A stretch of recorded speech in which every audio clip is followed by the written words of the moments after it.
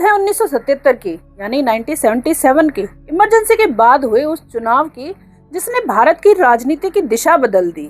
नमस्कार, मैं सपना पूनिया और स्पीक जी न्यूज में आपका स्वागत करती हूँ।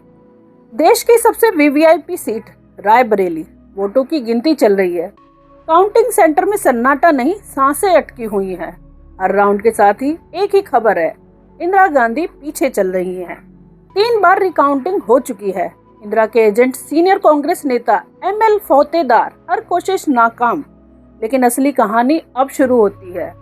चुनाव अधिकारी जो थे आईएएस विनोद मल्होत्रा, जब नतीजे घोषित करने की बारी आती है तो यहीं उनके हाथ पैर फूल जाते हैं। देश की सबसे ताकतवर महिला नेता की हार का ऐलान। क्या उनका कैरियर बचेगा या उनका ट्रांसफर होगा या उनसे बदला लिया जाएगा? इसी सोच में डूबे थे मल्होत्रा। फोन घनघना रहे हैं। ओम मेहता, आर.के. धवन, साफ संदेश, अभी नतीजा घोषित मत कीजिए।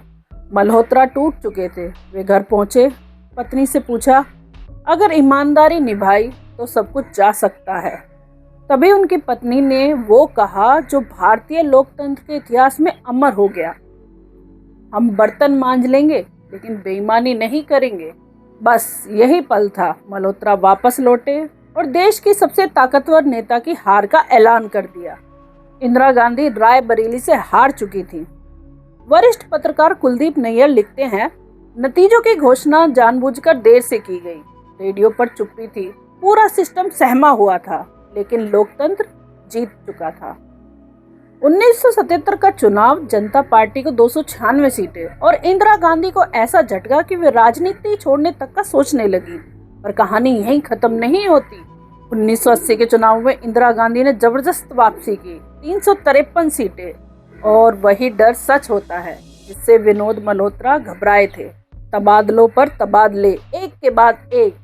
कुलदीप नैयर आगे लिखते हैं, मल्होत्रा ने कहा, अब मुझसे दोबारा संपर्क मत कीजिए। ये कहानी सिर्फ इंदिरा गांधी की हार की नहीं, ये कहानी है एक ईमानदार अफसर की, एक मजबूत पत्नी की और उस लोकतंत्र की जो डर के बावजूद सच के साथ खड़ा रहा।